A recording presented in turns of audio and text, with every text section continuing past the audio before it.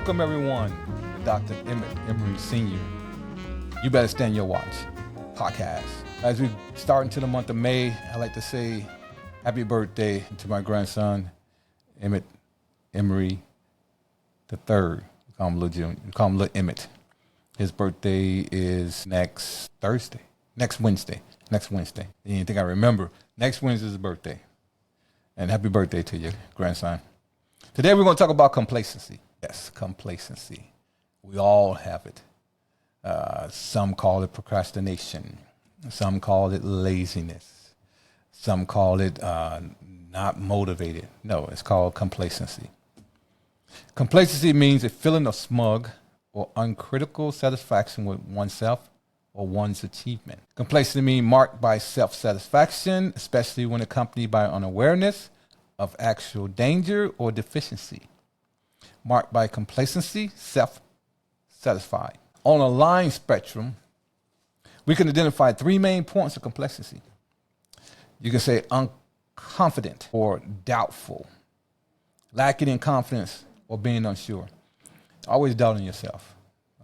Never confident about what you want to do. You're unconfident. I can't do that, or I don't feel comfortable doing that, or it's not time yet, or I don't think I should step out like that. What if it's not what I think it is? And unconfident. The second one is confident, feeling uncertain about something, not knowing with certainty, improbable or not established as genuine or acceptable. It's confident. Overconfident. We got a lot of people out there that's overconfident. Man, I mean, they so overconfident to the point they're arrogant. They're arrogant to the point that they're boring. They're boring to the point you want to knock the hell out of them. Overconfident, complacent. Excessively or unreasonably confident. And usually one is overconfident, they'll have a clue about what's going on. But they're overconfident in their ability, in their self. And a lot of people don't tell them they're wrong, so they continue to go on with this overconfidentiality, I call it, and don't understand that they need to stop because they keep getting the push to go forward. How can complacency have a detrimental impact on your life? First, it decreases your life. I'm talking about your life. In your life decrease in motivation. A complacent attitude drains your motivation and work ethic, causing you to settle for performing at a bare minimum. Over time, this minimum effort can become a habit that leaks into other areas of your life. If you do the bare minimum, that work effort can manifest at work and other personal endeavors. So not only does this decrease in motivation that you have affect your work environment to the point that you don't want to elevate. You're not looking for promotion. I just come in here to get a paycheck. I got to pay my bills. I'm not looking to get promoted. I don't want to be a manager. I see what the manager does. And you got the same ability than the manager does. Or you get complacent. I'm not going home to work out. By the time I get home and take my clothes off, it'll be time for dinner. So I don't need to change clothes to go work out. You become big as a house. And then your wife look at you and keep walking. And you get upset about that. How come you don't show me no attention? How come there's no sexuality in our relationship? How come you don't approach me? She approach you and she moonwalking away from you. Look like she's coming, but she's going. Complacency. Negatively impacts relationship. If there's one type of person people tend to dislike, it's those who are cocky and self-centered. Instead of being attracted to them, people often avoid and distance themselves from them. That's why sometimes when you're very cocky, no one wants to be around you. At times when you're very cocky, people have a tendency to leave the room. So, and then the person who's cocky don't see it, so they think it's other reason. Are they upset with me because I do this better than them? Or are they upset with me because the boss recognized my ability and not theirs? There's a reason for this human nature is inherently competitive and comparative. Therefore, you can find it irritating when others boast about being better than we are. I'm better than you, I do this better than you, I do this better than you. Nobody wants to hear that. And then you sitting down eating lunch, I'm better than you, don't want to hear that. Or you with your siblings, I'm better than you. That's why I got the car first, and I got my license first, and I'm better than you. And mom loved me better, and dad loved me better. You don't want to hear that. You don't want to be put up against someone all the time. What I mean by all the time? More than 3 times. You sitting there, you trying to mind your own business, you're trying to do something else, and this person is saying I'm better than you, I'm better than you. Or at work, you get accolades. You get recognized. And then after they recognize you and you're ready to move on, that person comes up and says, well, I did this. Cocky. Want to talk about what they did. Or he didn't do all that by himself. I help him with that. Or I like this one. If you're successful and you're one of the siblings, oh, they didn't make it on his own, I helped him. Instead of saying, well, I'm going to try to get to the same level, do the same thing as the other sibling. That was for my kids. And they learn too. Now they're doing things individually. They're having their own success. They've been successful in their own trait, their own passion. It taps into our instinct to measure ourselves against others, and that constant comparison can lead to resentment. That complacency is what we're talking about. You become complacent in your ability and your accomplishment, and to the point that you become very boastful. And through that boastfulness, you become very cocky. There's a correlation between complacency and arrogance. The more complacent you are, the more arrogant you become, and vice versa. Arrogancy and complacency stem from a lack of self-awareness and entitlement. It can then cause us to assume we are better than everyone else. As a result, our relationship with friends, with spouses, and family suffers due to our own self-centeredness, if that is a word, and selfish behavior. You hear people say you brought that on yourself, or you bring this on yourself. Yeah, that's something that you bring on yourself. And it's not, for some, it's a behavior issue that requires a little bit of behavioral therapy. You know, I was going to go there because now I'm a behavioral therapist. I'll be a certified behavioral therapist through my graduation class in December, and then I go off and do the board certification. So I had to throw that little tidbit in there. So it's a behavior issue that need to be addressed. That means that person don't really know what they're doing, and because they're doing it subconsciously, and they become angry when people doesn't recognize it because they so arrogant they think that people are supposed to give them that support in that way. It leads to stagnation. Complacency fused the fear of failure, preventing us from taking action and leading to stagnation. When we become complacent, we convince ourselves that we are already good enough. So there is no need to keep putting in effort. Complacency, therefore, can be disastrous, as the goals and success we have envisioned for so long become out of reach. This outcome is due to our inactivity in the effort to learn, grow, and improve. Because we no longer have the desire to move forward, we become stagnant. And we become stagnant. Now you look at all other issues, mental illness and depression and stress, and those things. So it can lead to stagnation. Next, it lengthens the duration of success. Lengthens the duration of success. What do I mean by that? Achieving success, whether at work or personal goals, is not about miracles or luck. We all know that. Boy, you got to put your work in. You got to put your work in. You got to come up with you got to go through battle. You got to have your battle sleeves. You got to have your battle mind. You got to be able to let stuff roll off your back. You got to be able to switch hats. You got to be able to change shoes. You got to be able to change, you got to be able to use the bathroom while you're in the car. Always have a cup. You have to be able to do that. It is about consistency, small actions that compound over time. One of the biggest obstacles preventing us from taking these incredible steps is not just laziness or lack of motivation. Instead, the comfort breeds complacency. You're complacent. It causes you to miss out on life, changing opportunities by refusing to take advantage of the meaningful opportunity presented to us. We refuse the need to learn, grow, and improve. As a result, our complacency keeps us stuck in mediocrity. Our goals drift further out of reach because without learning and growing, it is like trying to grow without fueling the body. Progress becomes impossible. So you have this goal, this plan to get your master's degree, but you have to start first. You say, I'm going to start first with my associate degree. And I'm going to start my associate for 2 years. I'm going to go another 2 years for my bachelor's. I'm going to go 2 years for my master's. So no more than 7 years, I'm going to complete that degree. And I'm going to start this.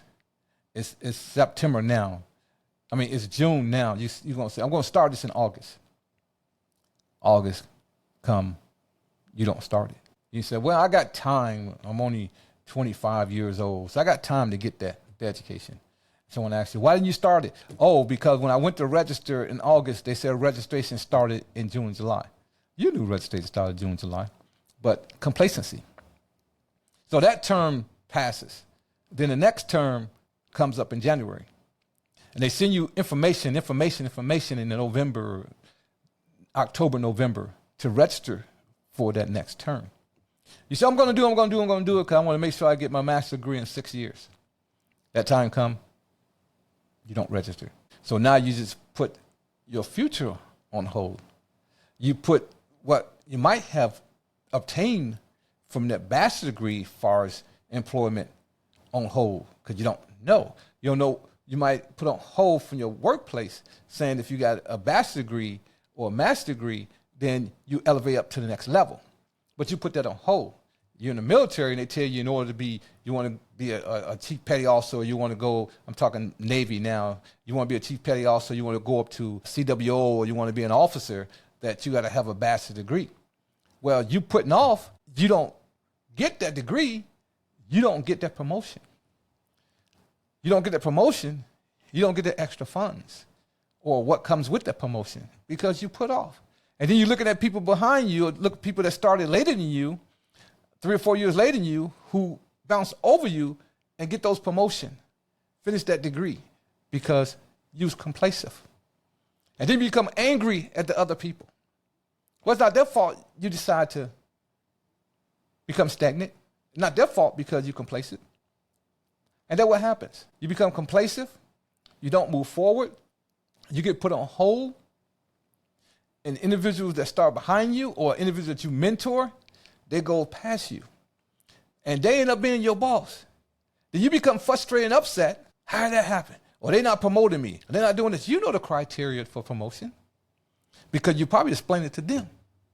They took it and they ran with it. They became successful. And then you, through your complacency, you didn't move forward.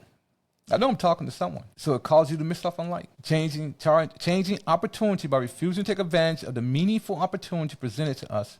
We refuse the need to learn, grow, and improve. Because you're not taking advantage of it. It's right there. You can be a part of this program for development for $17 and you can finish it in 6 weeks. Oh, that's a gimmick. I'm not taking that. Nah. 3 other people come behind you and take it. They get that certification. And then you go back to that program. It's not that dollar amount anymore. It might be $500. You can't afford that. Or it might be the same price, but they add more 6 weeks onto it. You can't afford to do that because you're complacent when that happened.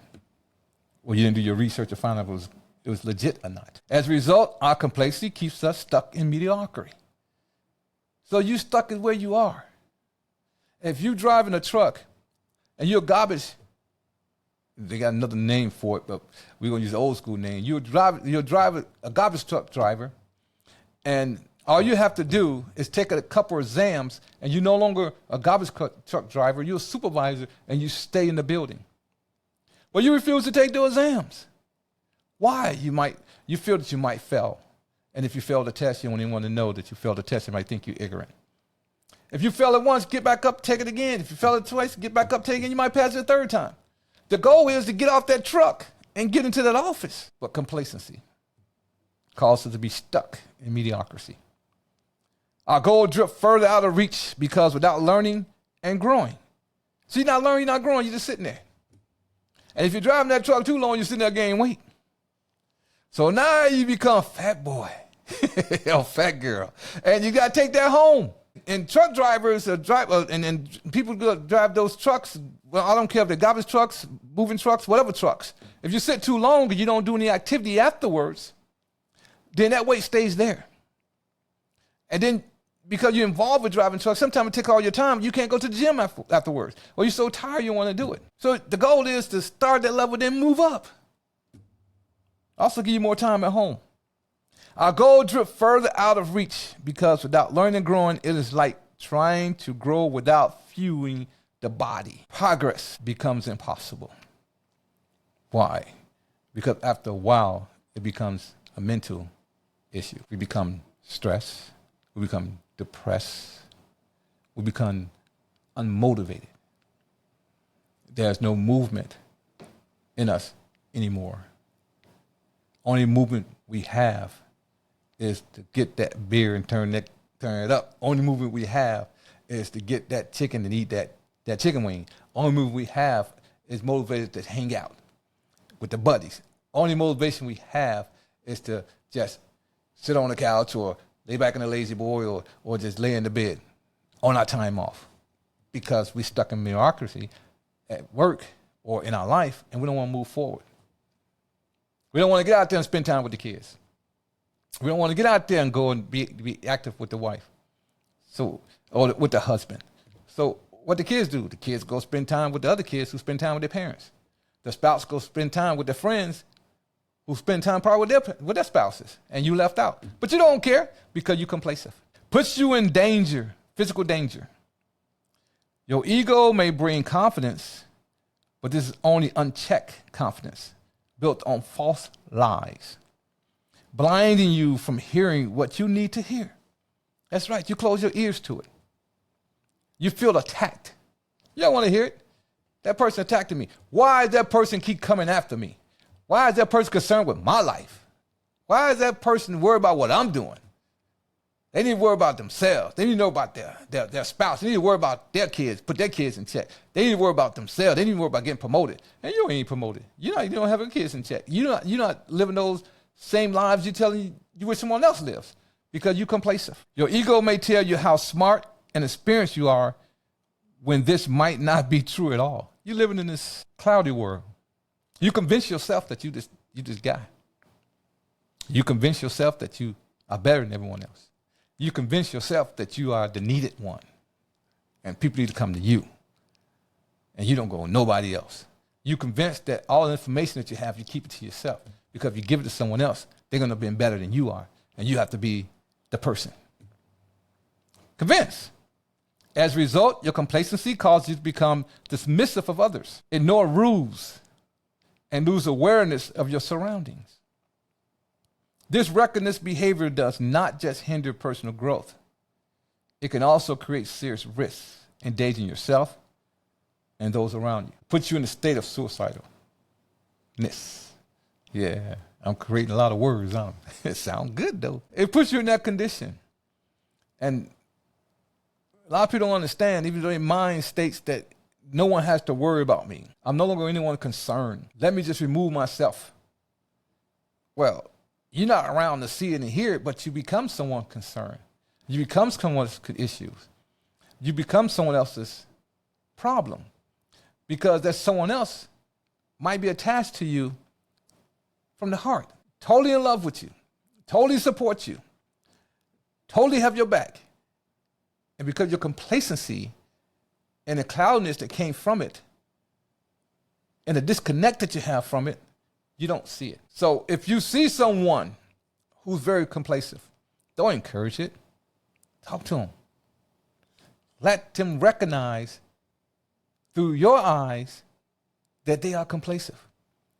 I don't care if you get pushed back. Everyone get pushed back. I don't care if you get cursed out. As long as you don't get hit.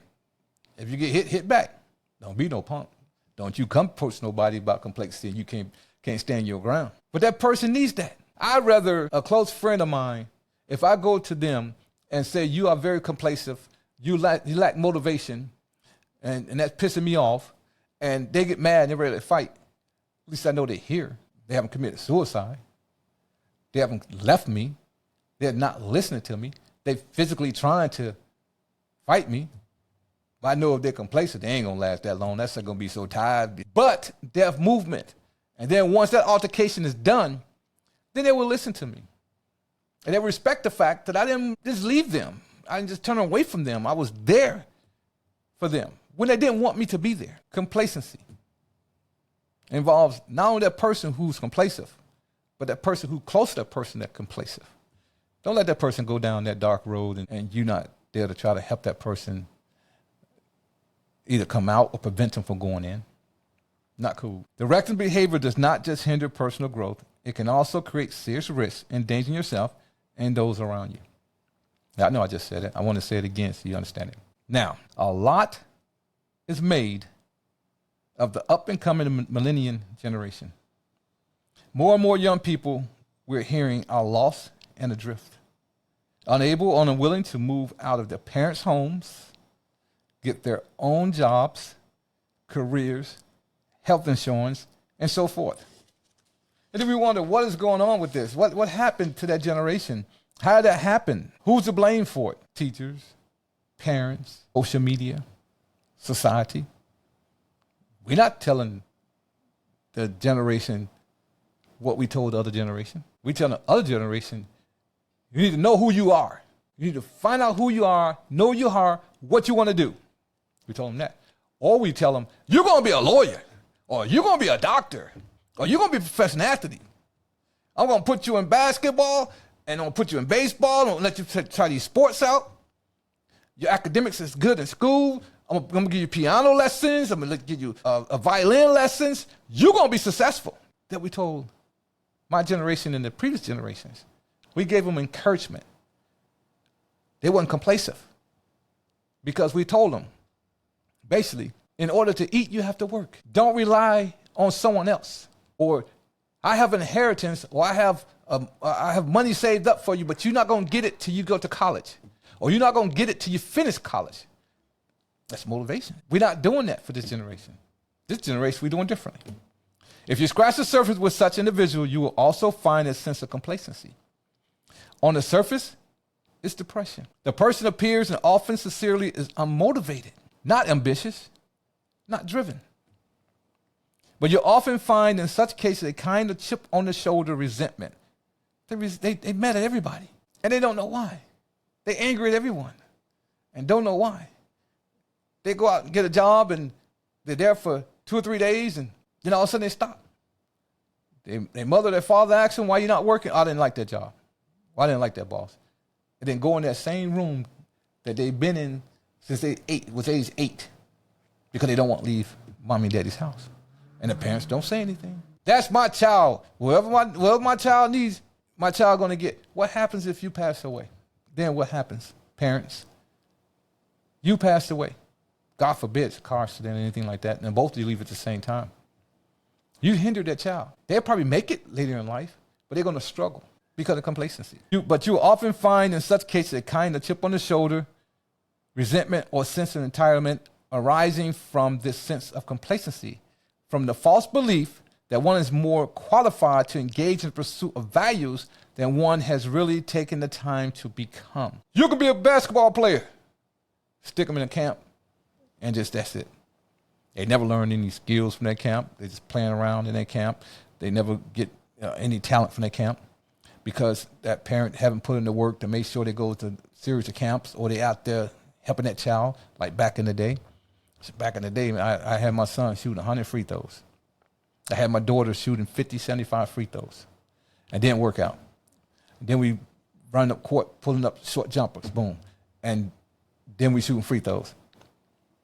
I mean, it was time my daughter turned pro. She's working 3 times a day. It was time my son was playing football and basketball. He working out 2 or 3 times a day. For some reason, the more they work out, the more they eat. Them suckers eat me out of the house and home, boy. But they wasn't complacent. My daughter, when she ran track, she didn't even eat. She was drinking liquid. My oldest daughter.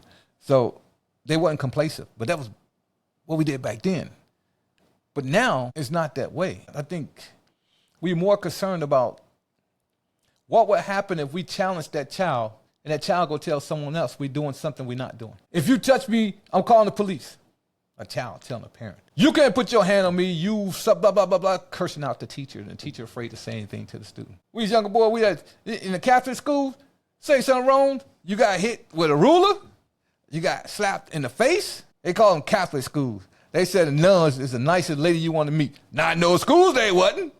Boy, you talking about, they was Chucky before Chucky came out.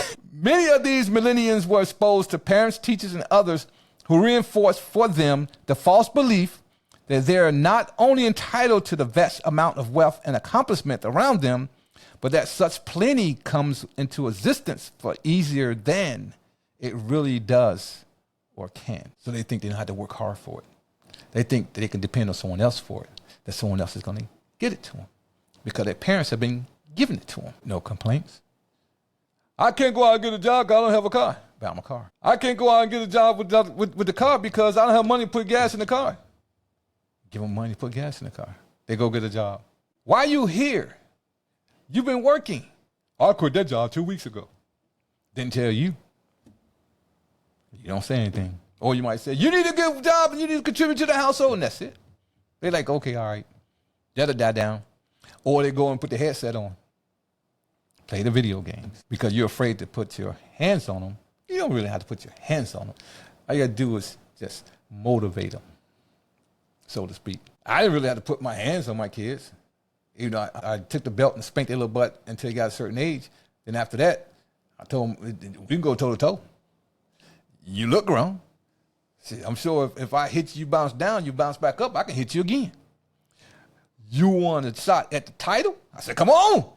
You think I'm too old about it? Let me calm down. Most prior generation was exposed to the idea, as I said before, you can make something of yourself, but it's up to you to do it. I mean, you're not dependent on anybody else. Those are the type of statements we got. We got them from the teachers. We got them from the coaches. And we got them from any other activity we involve in that the adults was overseeing. We got it from our parents. You don't want to be like this person in the neighborhood. You don't want to be like that person. Complacency blocks such thinking in individuals and on a social level as well. And social media is our biggest distraction. But we know it's here, and we know it's here to stay. So how do we come back something that we know is here and here to stay? We use it to our advantage to get this generation to understand that they are very complacent. And once they do that, then we can move forward. We might have had a shot to get them to move forward very quickly if it wasn't for COVID. COVID put a damper on a lot of things. And the household that did have the kids not complacent, then the school shut down and job stopped and everything else, and so everybody in the house. And then parents working from home and they're not spending too much time with the kids and things like that, or doing schoolwork from home, things of that nature. Everything been done on Teams and Zoom. So become complacent. So complacent, you do a Zoom and you ain't got no pants on. All you got just a top. Thank you for tuning in this week on the topic of complacency. I appreciate you. Subscribe to me. God bless you, and goodbye.